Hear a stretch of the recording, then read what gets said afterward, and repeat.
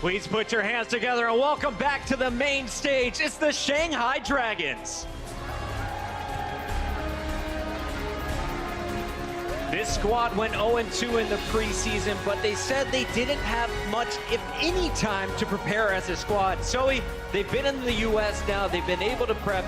Are they feeling good coming into today's match? I think they are. They're definitely going to be more confident. They stayed here. They only had 2 days off over the holiday season. They've been coming in here at 9 in the morning every single day, staying until after midnight. They scrimped against every team according to them, and seemingly they've been really working on their coordination, on their hero pools even, as well as the synergy between those players. So they're going to be more confident this time around. Sideshow, if Shanghai's going to walk away with their first win in the regular season, how do they get it done against the Gladiators? I think they need to improve the structure and strategy that we saw from them in the preseason. They did look like a team that hadn't had much time together, and that's to be expected. But coming in now, we have to see something more from them. We have to see team strategy laid down and support of each other throughout these team fights.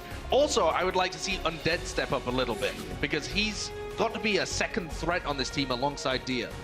That is a look at the Shanghai Dragons. Keep your eyes on Dia, their star sniper, as he'll be looking to pick faces to open things up. But it's now time to introduce the opposition. On the right side of your stage, it's our second team from Los Angeles. Put your hands together for the Gladiators.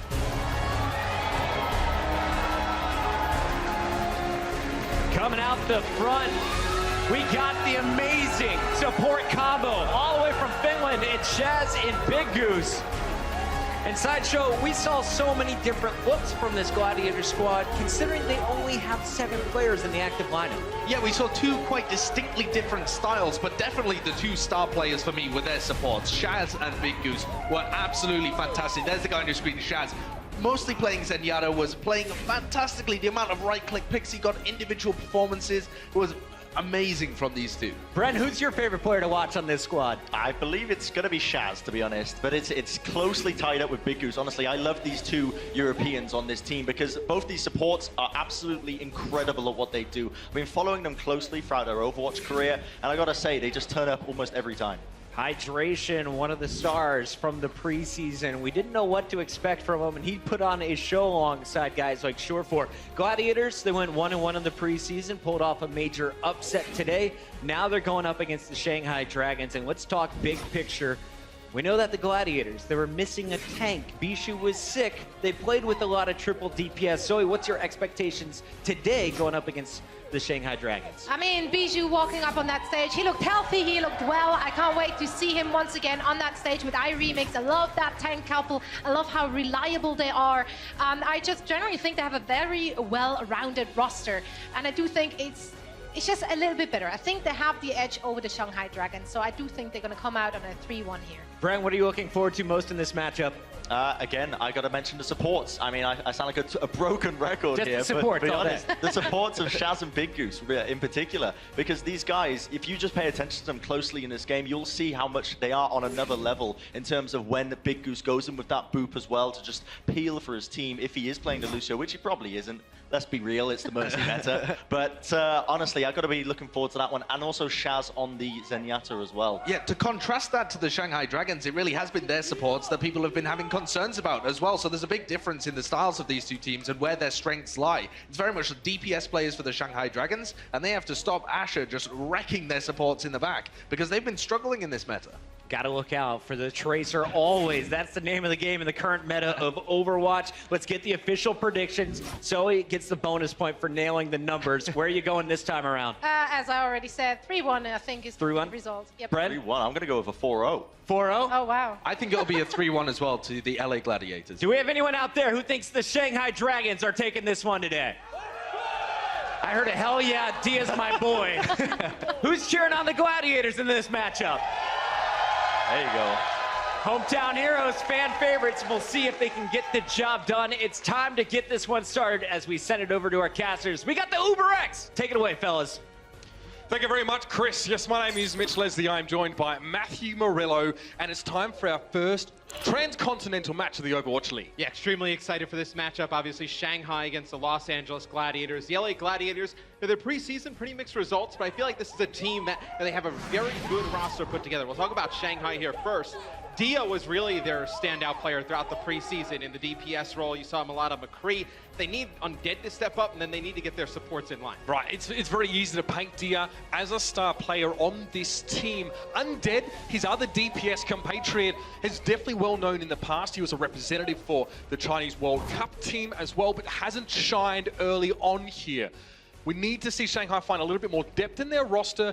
Their stoush early on in the preseason was not overly convincing. Yeah, Shanghai has 2 hit scan players, 2 Lucio players. They need to figure some things out there. And we can take a look at the Gladiators roster. Now, the biggest name on here, I think, is Surefour, obviously. You know, when you got into Overwatch esports, a lot of us knew Surefour, one of the better DPS players in the game. We'll see what he brings to this lineup. Can play so many different things, along with Hydration. It's a fascinating and incredibly diverse lineup, but it actually comes from 2 core components. The support players, we mentioned that they're both European. Shaz and Big Goose coming over from Scandinavia. And then if you look at the pairing of Bishu and iRemix come from a team before the Overwatch League was even at its inception. So you've got 2 partnerships, 2 duos that slot already into this team, and then the flexible players of Surefour and Hydration to fill the gaps around them. And it's a great way to build a roster, right? I mean, you find supports who have synergy with each other, tanks as well, and then you just fill in DPS players. So, you know, you get someone that are versatile like Surefour and Hydration. You can do a lot of different things. So take a look at the maps that are going to be coming up in this series. They'll be kicking things off with Dorado. Right, so you've already seen Dorado today in that previous match, and you do know how hard it can be for attackers to get the payload towards the end of the map. In fact, San Francisco were not able to do that. There are a lot of pitfalls and traps for the unwary on the attacker's side, but the defenders also do need to get aggressive and get in the face. Ladies and gentlemen, will it be shields up or will it be some Shanghai spice in your life? Let's jump into Dorado and find out. We'll see what the Gladiators decide to do here, Mitch, because it's interesting, because during the preseason, we saw a lot of Surefour and Asher as the DPS combo for this lineup, and now you see, you know, when they had Hydration, they were running a lot of triple DPS, and you had Bijou come out, and they were playing solo tank, with Remix, you know, playing the Winston for the most part. This time you have Hydration in the game, and you have both tanks. So what are they going to go with here in terms of team composition? And in all honesty, the Los Angeles Gladiators was a team that we kind of lined up early on with questions about how flexible they would be. What I mean is that do they have the full roster of Overwatch heroes available and hence the full array of strategies at their disposal? A very similar accusation or a finger that we pointed in the direction of the Dragons as well. That will be something to look out for in this match, and keep your eyes on Dia and Surefour, who are definitely the star DPS players on both of these 2 teams, looking to make big impacts, get big kills early in these fights, and stay around and alive for as long as they can. So it looks like it'll be the Gladiators here on defense first, and it looks like you have Surefour playing the Widowmaker. We'll see if Hydration stays with the Doomfist. He actually has an account that he plays the competitive ladder on where it's Doomfist only. So he's one of the guys who's been, you know, practicing Doomfist over the last few months. You know, when Doomfist meta was around, when he first got released, he was one of the better Doomfist players we saw. It's a fascinating pick here. Doomfist is an up-in-your-face and aggressive choice for a damage-dealing hero. Hydration is going to want to make sure that the Shanghai Dragons have no room to breathe and no room to set up properly.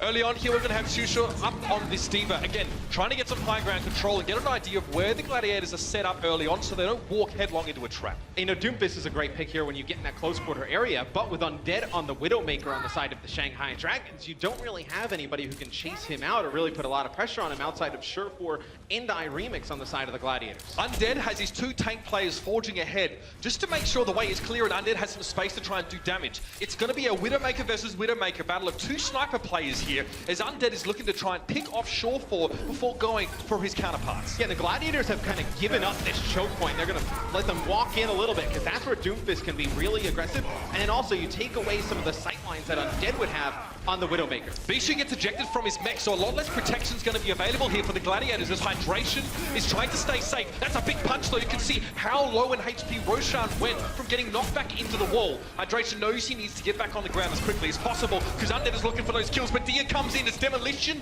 duty for the Tracer player on the Dragons. He picks up Hydration, and now the Doomfist is a non-factor. Surefour firing back, though, in the 1-for-1. Roshan is down, but gets resurrected immediately after. And I believe that was the Valkyrie coming out from altering, and he dies right away. Shaz able to take him out of the sky. That's a huge kill. It's going to be Big Goose using the Valkyrie here for the Gladiators, as that healing coming from above from Mercy, you know, chaining to everybody should be enough to keep them alive. That was Big shot lovely. there from Surefour. Surefour waits until Shusho is ejected from his mech. He times it so that the mini pilot Diva, when she gets knocked out, is vulnerable. She's in midair, she has minimal control. It's easy to pick her off. This is what Shaz does. Note that he's sitting in the back line here, providing healing, but Zenyatta is a support hero that can do so much damage. Altering is forced to pay for his life by going in to resurrect Roshan. Yeah, just a Discord and a headshot there from Shaz. Puts away Altering through the Valkyrie. So now the Gladiators, you have your own Transcendence. You're going to have a self-destruct here. You're getting close to that Meteor Strike on Hydration as well. We'll see how they put that to use. And see, when these players are coming through the choke, he's able to put down so much damage on the tanks. That's going to force Freefield to use that Transcendence a little bit early. Hydration's in trouble here. He's forced to jump out and use his Meteor Strike ability. Dropping down, gets a bit of damage on Freefield, who was caught on the edge of that one. Hard to follow, but Hydration basically had to use that chance to get out of the fight. When he was being sort of kept at medium range by his opponents, Doomfist is a lot weaker. And now we have 2 fights in a row that Los Angeles Gladiators have been able to win. Surefour's been able to stay safe on that Widowmaker and do damage without being harassed, because Hydration is getting in the face of Shanghai and forcing them to deal with the Doomfist first. In those small chokes, now you're able to do so much damage on the Doomfist that you get the Winston or the Diva weak, and then it's just one shot from Surefour to get an elimination there. So now the Gladiators, you have Surefour set all the way back up this high ground, not really going to be able to get towards him. It's going to be the Primal Rage that's going to come out from Roshan just to stay alive here, as you know he's moving on forward. Now he's going to have to go all the way back, not really getting much anything there. Be a self-destruct just to get another mech back here. Not looking good for the Shanghai Dragons. 1 minute left in the round, and Shanghai are mixing it up a little bit. Undead goes for the McCree. Obviously fairly good at medium to long range, but needs a lot of babysitting and gets countered heavily by Widowmaker, who does more damage from further away in a safer fashion. But here's the problem, right? I mean, you needed your own Widowmaker, Shanghai, to contest Surefour because you don't have a Genji, right? If you had a Genji, maybe you can go on the flank. Why would you play McCree against this? Right, why would you play McCree? I mean, he's not able to really do much against Surefour at range. You were better off staying on the Widowmaker and giving that a shot. This may be the last chance for the Shanghai Dragons to make further progress on this map. It's 20 seconds in the round. Shaz has his ultimate ability, Transcendence, available. Going to be giving a lot of healing in an area of effect to his teammates. This is the best position he could be in as the Gladiators now. Hydration again, bites off more than he can chew, but manages to get out of jail free with the use of the Meteor Strike. Going to be backing away now. Surefour went down earlier in the fight, but he's brought back up. Hydration again, trying to stay safe. Looking for his next target, but Shaz still has that Transcendence healing ability. Oh, and he's going to get a big pick. Hydration on Altering. You still have that Transcendence. Another pick there for Hydration. Taking out Roshan. This has been a tremendous defense here from the Los Angeles Gladiators. Everybody falling from Shanghai. And this should be a point A hold. Phenomenal defense there from the LA Gladiators. If there's any statement that you want to be making in your first match in the Overwatch League, let alone your first map, it's this one. We do not see a lot of Doomfist at all in competitive play because there's a lot of risk associated with playing him. He struggles against heroes that can do damage from afar safely. Doomfist demands that you are close to him, or at least that he can get close to you to be able to be that effective, but I love how Hydration used it. This choke, what we call obviously those very close quarter scenarios that attacking teams have to filter through, is perfect because Hydration can wait around a corner until an enemy presents themselves in a compromising position, i.e. there's a wall behind them, and then finish them off, essentially for free.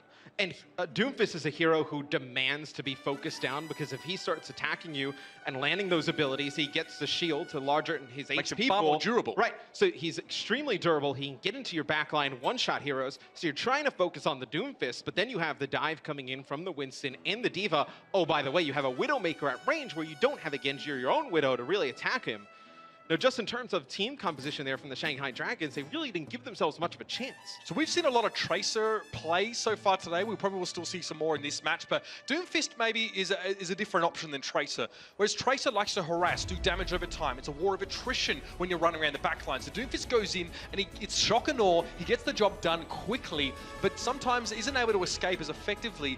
But the Gladiators have, really lived up to the shields up idiom and have given him good protection as he goes deep finding those picks. I would say Doomfist is really high risk, high reward, where Absolutely. Tracer is much more of a consistent pick. And I think it's interesting because we saw a lot of triple DPS from the LA Gladiators when Hydration was in the lineup. When this lineup's rolled out, if you're Shanghai, you probably don't really game plan against this because we haven't really seen it. This is a super safe team composition from the Shanghai Dragons. Undead plays a Soldier 76, your archetypal soldier. Obviously he has a rifle and he has rockets and he likes to sit back and do damage, but he's not always as effective. And he lacks burst damage that Widowmaker would have from that same position. And playing in this position that Shanghai is in, they're not really giving themselves much of a chance if they do lose this first fight because the checkpoint, the box of victory is so close for the Los Angeles Gladiators. There's so much on the line.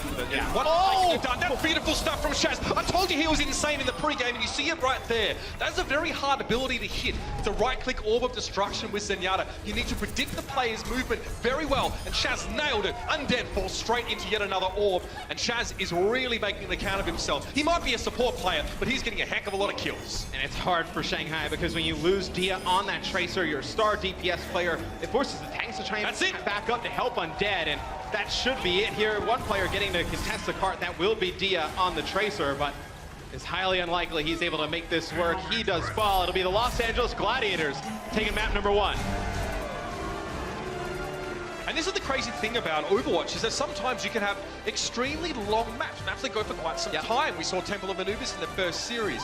But on a map like Dorado, if the defensive team is effective and been able to prevent the attackers from making a large degree of progress, all they need to do is equal that. And you can see Shorefall on the Tracer pick, which is actually something we didn't see much from him in the preseason, but it was what he was famous for when he first started off in Overwatch. And you also see what having a player like Hydration does for your lineup. You know, he comes in the game, plays Doomfist, a hero that a lot of teams don't game plan against, able to turn the game in the LA Gladiators' favor. So the score is going to be starting off 1-0 in this series. And the Gladiators, again, expectations are high. They've got a huge, strong fan base here who expect to see Los Angeles stand tall. Shanghai have an even bigger fan base, of course, as they are the only Chinese team in the league so far. Hey, that's map 1 done, ladies and gentlemen. We'll be back with map number 2 and beyond after the break. The Overwatch League is brought to you by Intel and Omen by HP.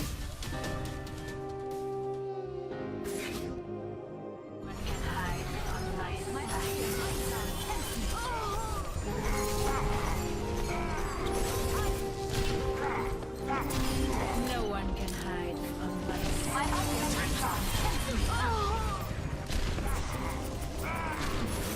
watch over you.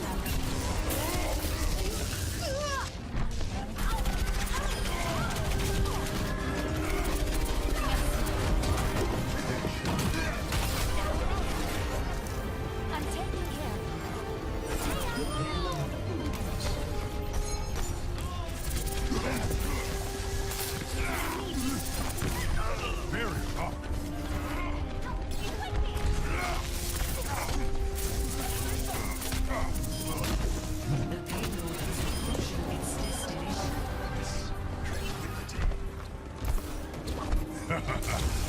That's teamwork.